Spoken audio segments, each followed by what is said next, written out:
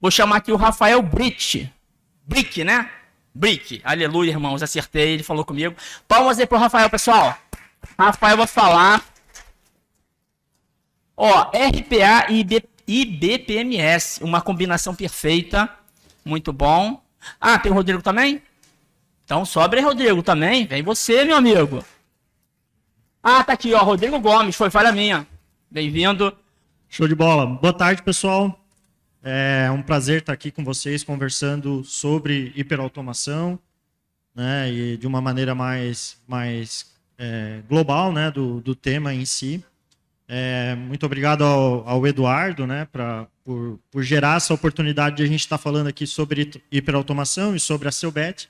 Né, a gente está aqui representando a empresa Seubet. Antes de entrar no tema, eu quero apresentar para vocês um pouco sobre a empresa e aí eu vou interagir aqui com vocês. Eu queria que levantasse a mão quem já ouviu falar da empresa Seubet, por favor. Ó, algumas pessoas, mas os funcionários ali da Seubet não valem. Bacana. A Seubet ela é uma empresa catarinense. Né? A gente foi fundado em 1977 na cidade de Joinville. Já são aí mais de 45 anos de história. E a gente começou com máquina de escrever. E aí, mais uma pergunta. Quem usou máquina de escrever aqui? Vai, levanta a mão. Ó, acusando a idade aí. Hein? Eu usei também, fiz trabalho de escola e tudo. Mas a gente começou com máquina de escrever, as máquinas da Olivetti. Né? Foi a parceria que fundou a empresa. Máquina de escrever e calculadora, mas é claro que a gente não parou aí. Né? Se a gente tivesse parado com máquina de escrever, não estaríamos aqui hoje conversando com vocês sobre hiperautomação, sobre tecnologia. Então, lá em 1990, a própria Olivetti ela trouxe copiadoras para o mercado brasileiro e a gente entrou nesse mundo da impressão. Hoje, né, somos a maior empresa do Brasil em outsourcing de impressão. A gente faz locação de impressoras e presta todo o suporte nesse processo, desde envio de suprimento, manutenção e tudo mais. Então, a gente já, desde 1990, atua no mercado de impressão e virou a chave. Né? Até então, a gente vendia, a gente virou a chave, virou uma empresa de serviço. Né? E lá no ano de 2002, entendendo que a gente precisava levar mais valor para os nossos clientes, a gente começou a desenvolver uma linha própria de soluções. Então, a gente começou a construir soluções de gestão de documentos, gestão de processos, montou um time interno de desenvolvimento de software e começou a desenvolver toda uma linha de soluções para levar ainda mais valor, porque a gente queria se posicionar como um parceiro estratégico dos nossos clientes. Em 2018, a gente acelera esse processo e cria uma plataforma satélite, uma plataforma 100% cloud, que está reunindo todas essas soluções que a gente desenvolveu ao longo dos nossos aí, quase 20 anos, né, de jornada na área de tecnologia. Então, solução de ECM, IBPMS, RPA, assinatura eletrônica e digital. Então, a gente, né, construiu uma plataforma aí bem completa com uma gama grande de tecnologias. Né? E no ano de 2020, entendendo a necessidade do mercado, a gente lança a nossa própria plataforma de RPA. Né? A nossa própria solução de RPA ela está dentro da nossa plataforma satélite. Então, a gente tem uma plataforma aí 100% nacional, desenvolvida pelo nosso time, que dá todo o suporte, né? Priorização de roadmap, tudo, né? Tudo é com o time Seubet. Então, a gente tem também uma solução de RPA. Hoje, a Seubet está presente, né, em operação no Brasil todo. A gente tem clientes no Brasil inteiro, são mais de 4 mil clientes. Temos filiais em 8 estados do Brasil, já são 16 filiais. A gente passou por uma estratégia de aquisição de companhias, são mais de 20 aquisições que a gente fez, inclusive de startups. Então, a gente vem numa aceleração muito grande. Hoje, são praticamente 1.400 profissionais que fazem parte da Seubet, né, que visa ser esse parceiro estratégico de ponta a ponta no outsourcing de tecnologia. Né? Então, a gente loca hardwares, como impressora, notebook, tablet, celular e também software. Né? Então, a gente quer ser o braço direito dos nossos parceiros. Feito esse resumo, vamos entrar no tema, né? O tema de RPA e BPMS, uma combinação perfeita, e eu faço a abertura, né, desse tema com uma provocação, né? A hiperautomação irá substituir o ser humano? Eu imagino que para vocês que estão aqui, já no segundo dia de evento, depois de várias palestras, já está muito claro que provavelmente não, né? Mas essa é normalmente a primeira pergunta que surge quando a gente starta um projeto de hiperautomação dentro das companhias, né? E é uma dúvida natural. Para responder essa pergunta, eu trago uma abordagem um pouco diferente. Existe uma tendência que já está sendo apontada pelo Gartner já nos últimos anos, que é o Total Experience, né? Muito se fala de Customer Experience, muito se fala de User Experience, né?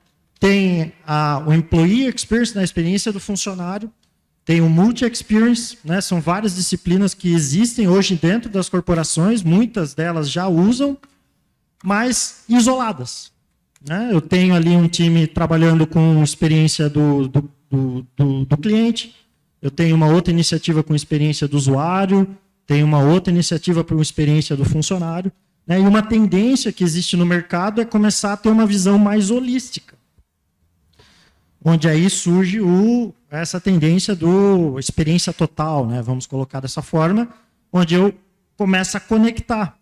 Porque, de fato, se a gente for pensar, né, se o meu profissional tem uma boa experiência, a tendência é que ele gere uma experiência melhor para o meu consumidor, né? E essas coisas, de fato, se conectam, né? Então, ter esse olhar maior é muito interessante. Inclusive, o Gartner traz uma previsão que até 2026...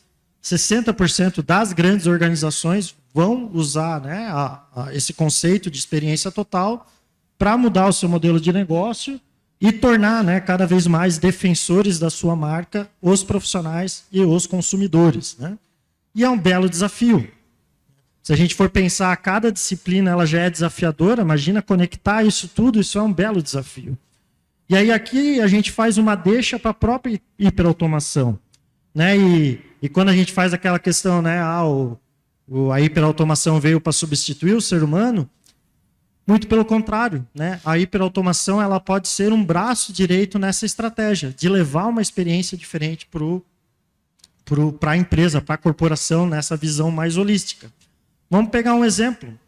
Vou pegar uma estrutura de RH, em que tem lá um processo burocrático que é executado diariamente, que leva muito tempo, e quando eu faço a automatização dela, o profissional de RH pode, de fato, focar no que mais importa, que são as pessoas, né? Então, ele vai gerar ali uma experiência melhor para o profissional, né? Isso vai ser uma consequência, né? Então, de fato, o RPA ele pode ser um parceiro, né? A hiperautomação, de fato, é um parceiro das pessoas para que a gente possa gerar uma experiência cada vez maior e melhor, né, para os nossos clientes, para os nossos consumidores, para os nossos usuários, né? Essa forma holística de olhar para a experiência. E aí só dando, né, abrindo um parênteses, né, só para a gente abordar quando a gente fala hiperautomação, né, do qual que é o nosso entendimento, né, de hiperautomação, é uma abordagem um pouco mais ampla que visa automatizar, né, a maior quantidade possível de processos de negócio e de tecnologia. Isso faz com que a gente tenha que orquestrar várias tecnologias para atingir esse resultado. Então, não apenas RPA, não apenas inteligência artificial, mas vai precisar de uma ferramenta de automação de processos de negócio, uma ferramenta de machine learning, uma ferramenta de ECM, igual a gente viu aqui na apresentação anterior.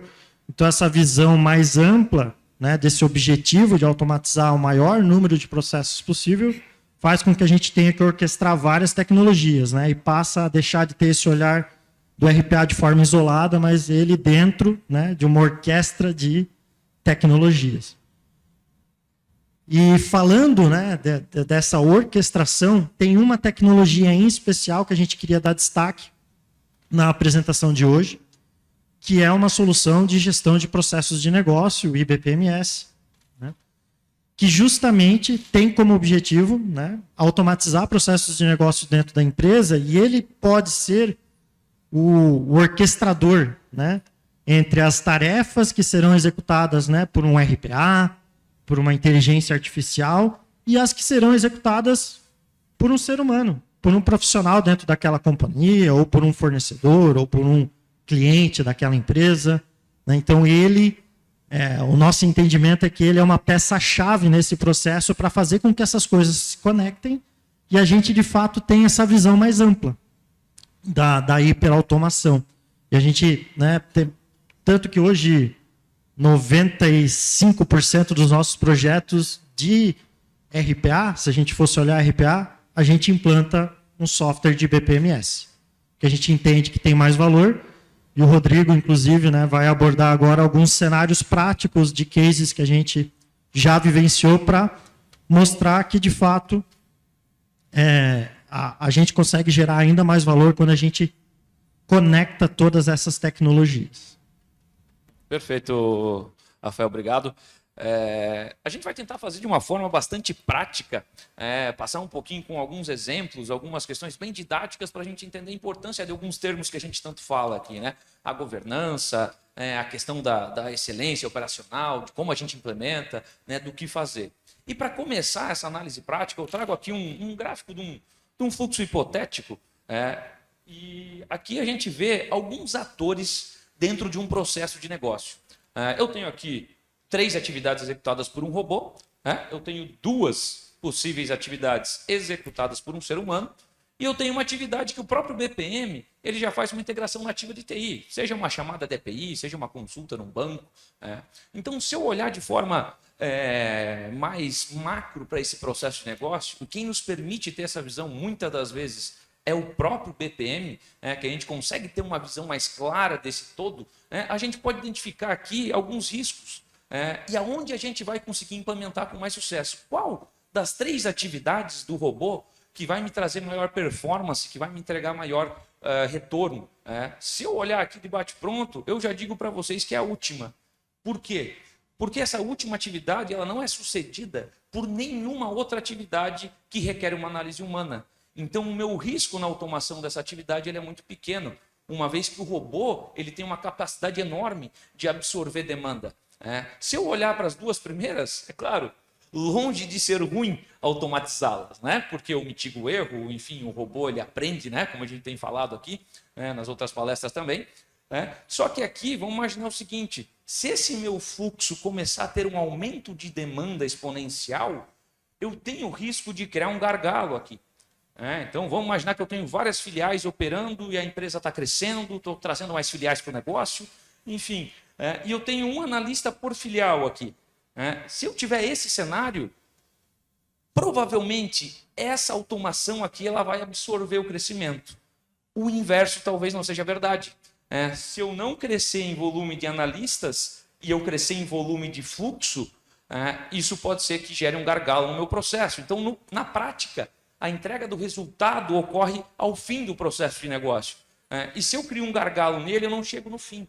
Então, a percepção do benefício talvez não seja tão evidente. E baseado nisso, aqui a gente está falando do BPM como um todo, a gente traz alguns dos principais desafios que a gente tem na implementação e que alguns deles são extremamente resolvidos com o BPM. O desafio número 1 que eu trago é que hoje a gente percebe que as informações estão muito desconexas no ambiente corporativo. A gente tem informação espalhada de tudo quanto é jeito. A gente tem em e-mail, em WhatsApp, em documento salvo na rede, em documento salvo em sistema. E essa complexidade de eu buscar a informação, olhem para a rotina de vocês muitas vezes. Quanto tempo a gente perde buscando por uma informação que a gente precisa para só então eu tomar a decisão com aquela informação que eu encontrei? Isso é tão ruim para o robô quanto é para o ser humano.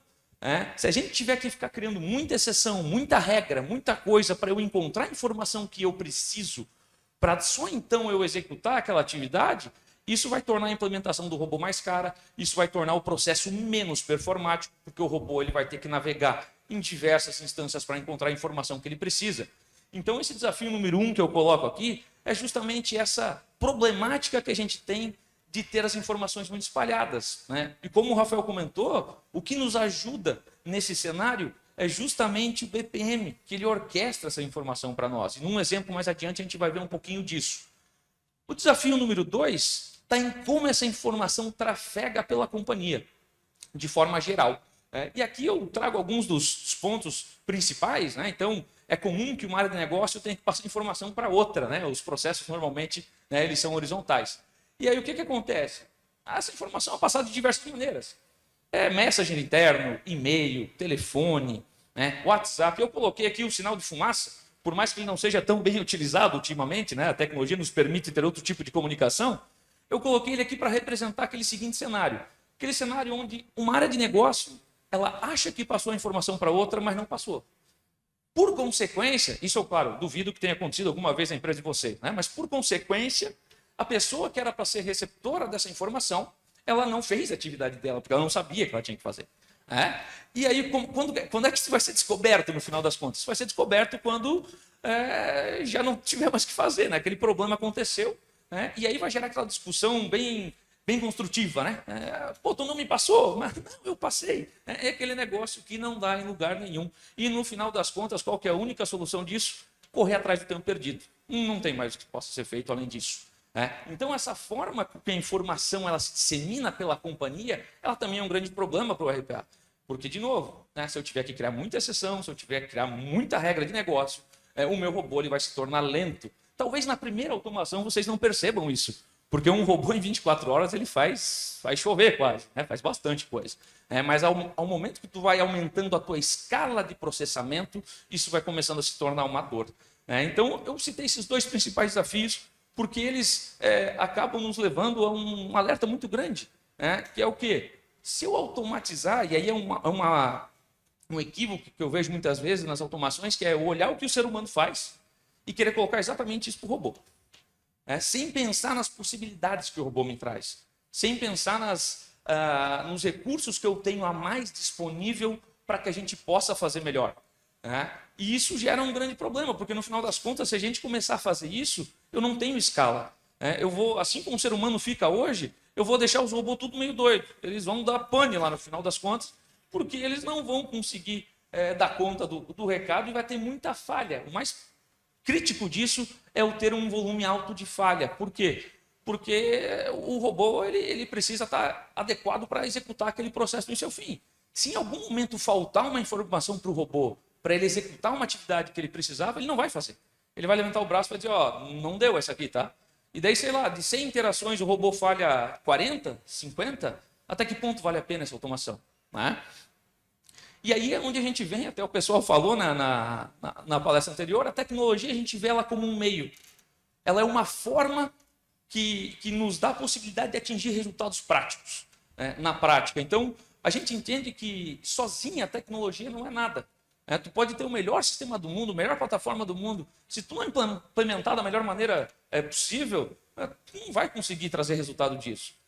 Então, esse é um grande ponto. No final das contas, quem vai fazer todas as tecnologias funcionarem, essa sopa de letra danada, IRPA, BPM, ECM, IA, é o bom e velho ser humano. Sem ele, não tem jogo. Sem ele, a gente não vai conseguir atingir resultado. Alguém tem que implantar, alguém tem que supervisionar, alguém tem que acompanhar. Se isso não acontecer, vai ser só mais uma tecnologia burocratizada que vai ser utilizada pelo modismo. Eu preciso usar RPA em algum lugar, vou colocar em qualquer lugar aqui só para dizer que eu faço. E essa não é a nossa ideia. A nossa ideia é que a gente consiga entregar, de fato, resultados práticos desse tipo de trabalho, que é, de fato, o mais importante.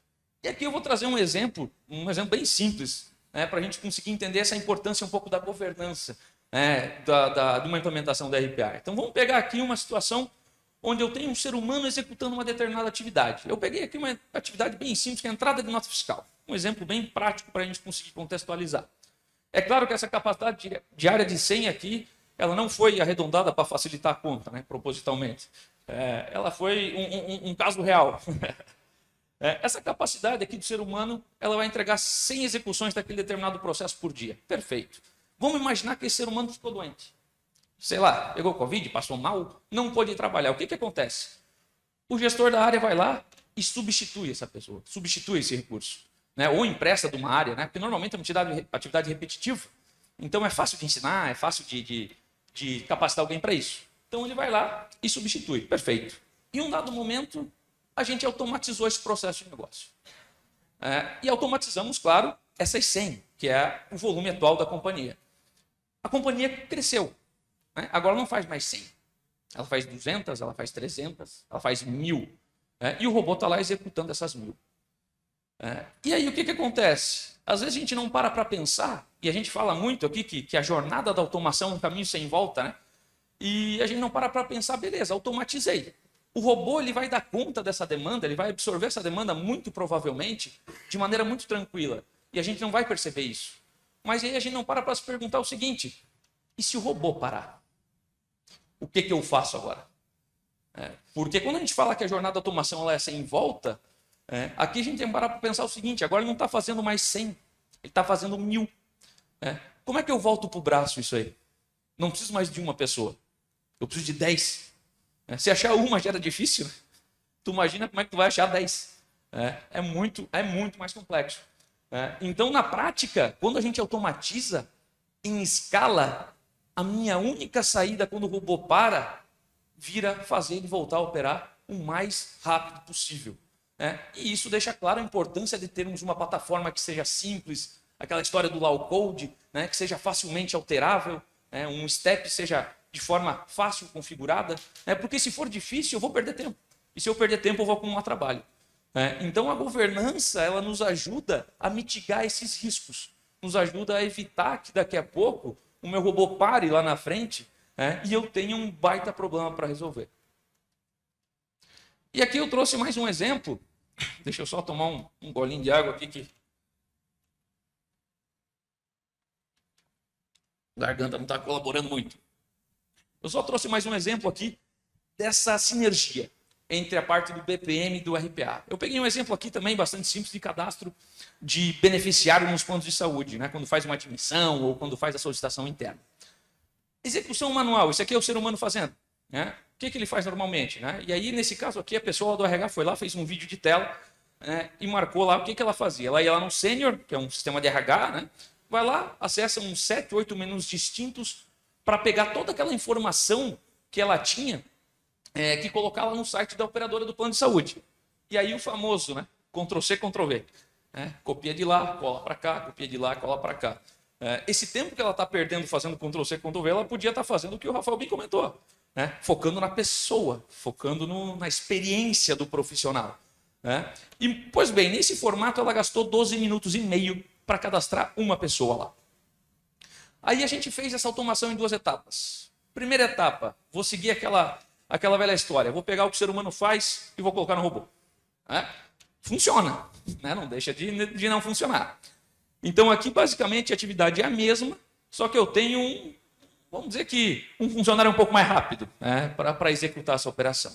Só que esse funcionário está fazendo a mesma coisa, navegando em 7 menus diferentes, até eu pegar todo o dado que eu preciso para colocar lá no sistema da operadora do plano de saúde. Então isso, claro, nos tornou um processo muito mais rápido. A gente terminou em 6 minutos e 12 segundos. A gente já ganhou mais de metade aqui do tempo, mais de metade dessa produtividade. Só que, olhando o contexto, e agora de novo, que nem a gente olhou aquele primeiro fluxo de forma macro, a gente começou a entender o processo de forma geral. Então, nesse processo de forma geral, o que acontece? Lá na plataforma de BPM é onde tudo começa. Ela é, inclusive, a fonte de informação para cadastrar o funcionário lá no sistema do RH.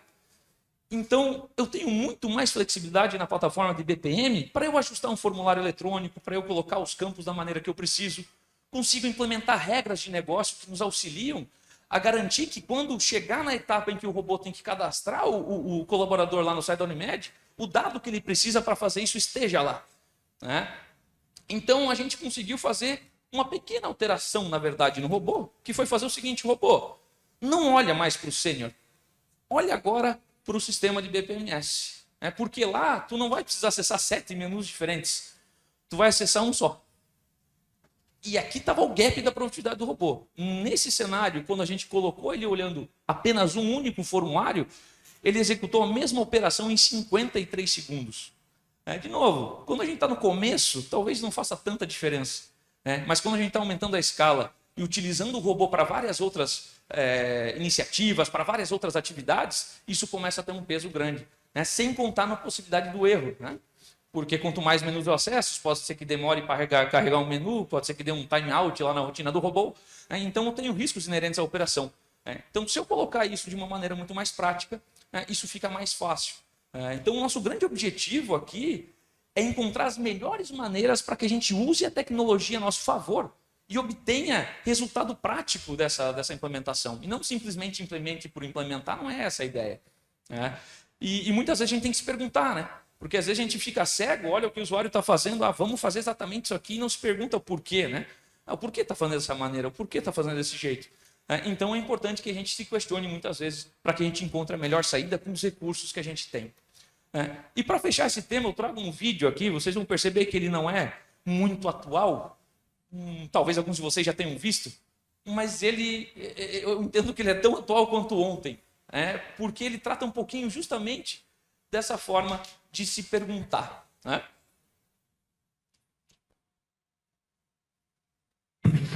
Começou a ter problema com os funcionários, questão de estacionamento.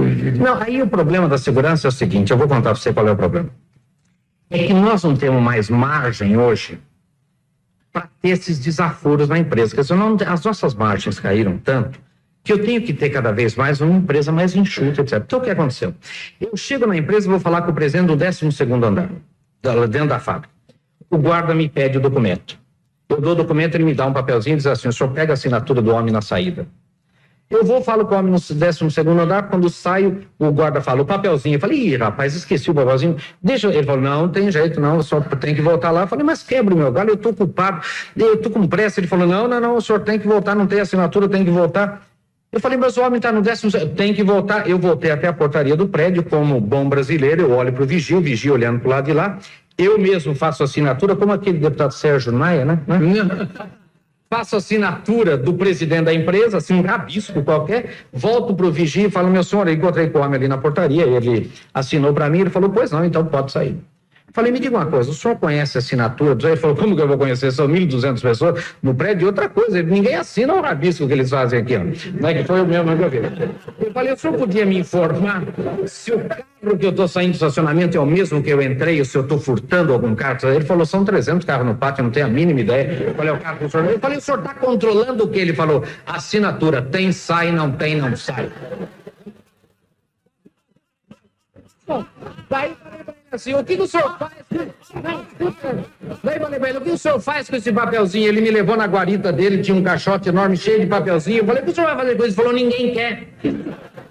Mas nós já requisitamos um armário elástico, eu sou chefe dos vigias, estamos fazendo uma hora extra por dia cada um. O senhor está vendo aqueles 5 montinhos ali? Nós estamos separando por mês para poder enfiar no armário, porque o armário que vem do jeito que está aqui... Gente, é vigia, é elástico, é horário para controlar o quê? E é tudo assim. Eu vou no Hotel Meridiano de Salvador, alugo um carro no aeroporto, alguém conhece carro alugado? Ninguém me conhece em Salvador. No Hotel Meridiano, quando você sobe, tem uma rampa, conhece lá? Tem aquela rampa, tem uma cancela no começo na rampa. E essa cancela pega meia rampa. A cancela está abaixada, eu faço menção de brecar o carro, quando ele vê o carro, o sujeito erga a cancela e eu passo. Chego lá e falo para o gerente, me diga uma coisa, o que faz o homem lá da cancela? Ele falou, ele não abriu para o senhor? Ele falou, abriu. O que eu queria saber, o que ele está fazendo lá? Ele falou, mas não entendi, ele não abriu para o senhor? Eu falei, ele abriu para mim. Eu queria saber o que faz um homem lá abrindo uma cancela para quem não conhece, para um carro alugado. Ele falou, já era assim quando eu entrei aqui. É tudo sem nexo, não é verdade?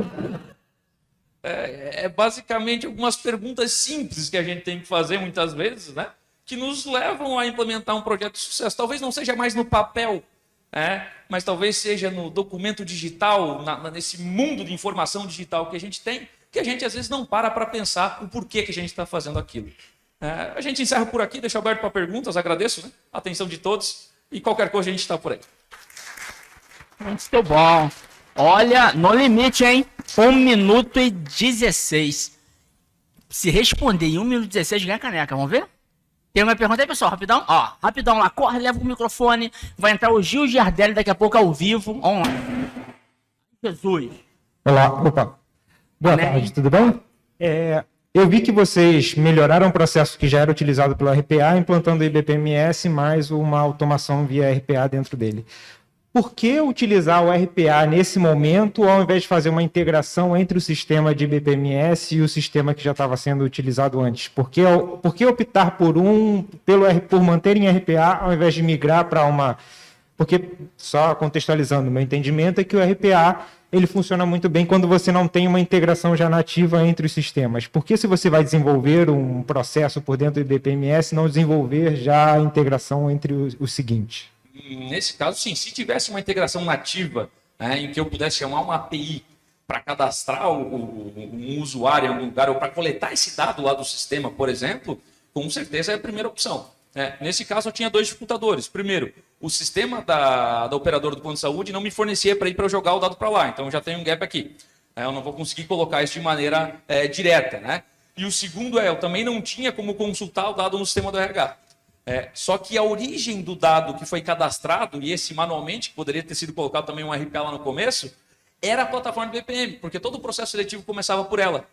Então, quando eu chego em um determinado ponto do processo, é simplesmente um Ctrl+C, Ctrl+V do formulário do BPM pro sistema do RH. E aí eu posso usar essa mesma base, que foi a base para eu cadastrar num lugar, para cadastrar no outro, só que de maneira automatizada, porque eu não tinha uma API. Se eu tivesse, eu poderia chamar direto do próprio BPM. Show de bola. Parabéns aí, obrigado.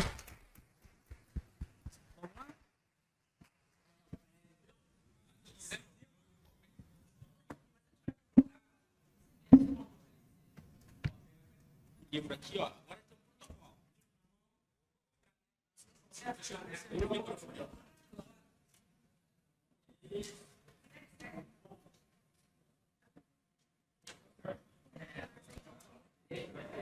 Esse aqui.